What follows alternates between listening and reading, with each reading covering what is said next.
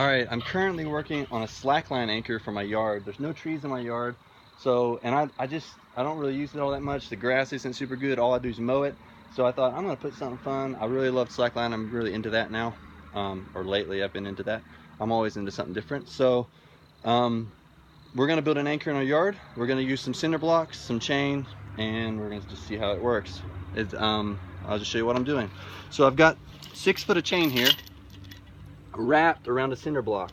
This chain is joined by a little, I don't know, you can see this little link right here, right here. So that's how I've got it joined. I want to bury this about this deep, about 18 inches deep in the ground, in a hole that's the size of the cinder block, not much bigger. Then I'm going to pack the dirt around the cinder block and put a couple sawhorses in front, and that's what we're going to use as our anchor. So I've seen some articles that say bury it 3 to 4 foot deep, but digging a hole 3 to 4 foot deep when it's only the size of the cinder block is pretty unrealistic, because you can't get the shovel down in the hole to get it out, get the dirt out. So we're only going about 18 inches, and we're leaving all the already packed earth around the cinder block, and we're going to rely on that to distribute, to prevent the cinder block from coming out. All right, so here's a finished and buried cinder block. You can see right here is about the line where the chain butts up to the solid earth. Right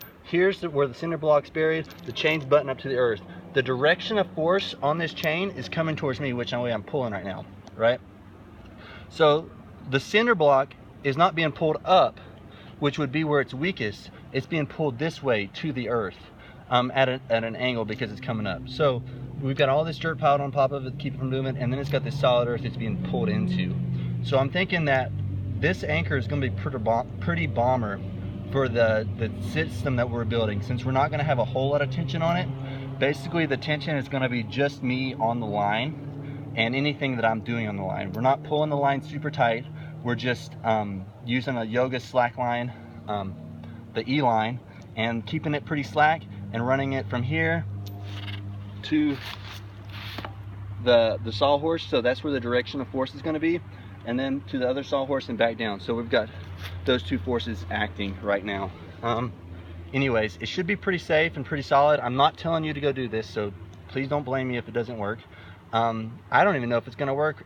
Just wanted to try it, and I did what's got me trying it right now like this is I don't want to dig a hole and fill it full of concrete and then have to dig it out later. This is a temporary structure, so I'm using the cinder blocks, because all I have to do is dig down to the cinder block and then pull it out, and then I can just fill the hole back in, and I've not ruined my yard. Not that putting concrete in your yard ruins it, but that's a lot more work to dig out a thing of concrete.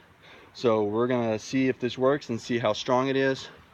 Again, I'm not putting much force on it other than my body weight. I'm not pulling the line super tight, and so I think it's going to work pretty well. And anyways, I'll do another video and show you the test run after we've got it done. I've got about probably 25 feet of slack line. I'll be walking from sawhorse to sawhorse, and then the sawhorses will be about 3 to 4 foot from the anchor. So that's the angle it's going to be pulling up at. And once it's all set up, hopefully it'll make a little bit more sense. But you can see what I've got started, and we will see how it turns out. Anyways, hopefully this will give you some inspiration if you're looking to build an anchor in your yard. All right, I'll talk to you later.